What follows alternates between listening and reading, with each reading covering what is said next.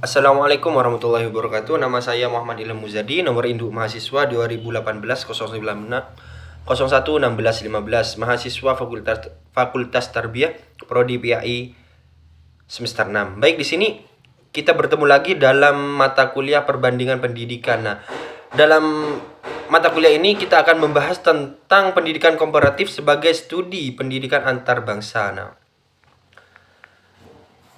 Nah, adapun konsep bangsa dan negara, yakni secara natural manusia tidak mau hidupnya itu menyendiri.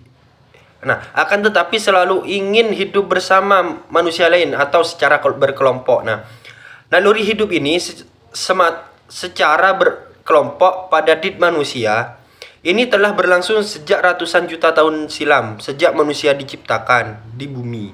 Nah, oleh karena itu, keadaan inilah maka para pakar menyebutkan manusia sebagai sosok makhluk yang selalu ingin hidup bersama dengan manusia lainnya. Adapun konsep negara sendiri, yakni kelompok dalam kehidupan manusia, di antaranya adalah kelompok menurut yang pertama yakni kategori jenis kelamin, yang kedua kategori adat istiadat, yang ketiga yakni kategori ciri-ciri, yang keempat kategori keimanan dan kepercayaan atau agama, yang keempat yakni kategori afiliasi politik. Nah, dan yang terakhir yakni kategori pekerjaan sendiri. Nah, sedangkan konsep negara itu sendiri dibagi menjadi dua, yakni secara konstitutif dan secara deklaratif. Nah, yang pertama yakni secara konstitutif, yakni negara dinyatakan ada ketika sudah memenuhi 3 persyaratan utama. Yang pertama yakni adanya wilayah dengan batas-batas yang jelas. Yang kedua, jumlah penduduk atau rakyatnya yang mendiami wilayah tersebut. Dan yang terakhir yakni adanya pemerintah yang sah dan berdaulat memerintah rakyatnya dalam wilayah tersebut. Contohnya Indonesia ini sendiri. Adapun yang kedua yakni konsep negara secara deklaratif. Nah, negara dikatakan ada ketika telah memiliki 3 unsur. Yang pertama yakni tujuan negara, yang kedua konstitusi atau undang-undang dasar, yang ketiga yakni adanya pengakuan dari negara lain, baik secara de jure maupun secara de facto.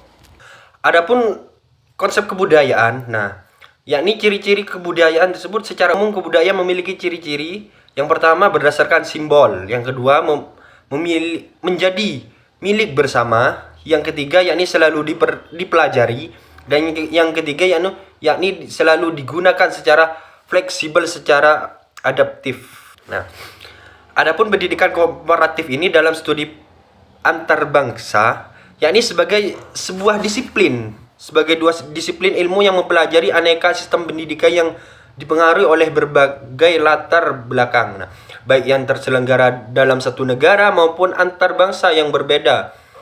Maka pendidikan komparatif juga ikut mendorong kepada banyak pihak untuk melakukan kajian-kajian. Nah, tidak hanya pada tataran penyelenggaraan sistem-sistem pendidikan semata, akan tetapi juga kajian aspek kehidupan yang di luar pendidikan dalam suatu bangsa itu sendiri.